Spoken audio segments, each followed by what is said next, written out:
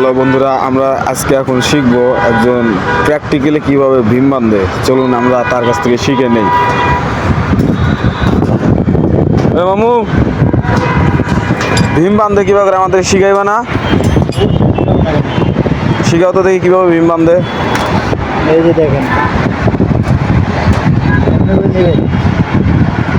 এই যে এইরকম করে আজকে নিচে সুন্দর করে কাজটা দিয়ে দেবেন। ভালো করে তো দেখাতে গেল না, আবার দেখাও দেখি। এই যে দেখেন, এই সামনে নেবেন, নিয়ে একটা দিয়ে ভালো করে পেঁয়াজ দিয়ে তারটা নিচে দেবেন। এই যে আর এটা অনেক মজবুত হবে, নড়বে না এক থেকে। আচ্ছা মামু, আগে তো হাইকা ছিল না, মানুষ হাত দিয়ে বাঁধতেছে। হাত দিয়ে কিভাবে বাঁধতেছে ওটা দেখাও তো দেখি। হাত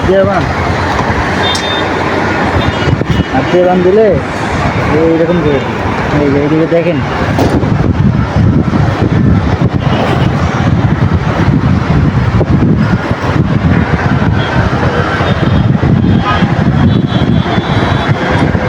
এই হাত দিয়ে বাঁধলে অনেক সময় লাগে। সাইকেল বানটা দ্রুত হয়, কাজও শক্তিশালী হয়, নড়ে না। এই জন্য হাইকা দিয়ে বাঁধায় না? আচ্ছা ঠিক আছে।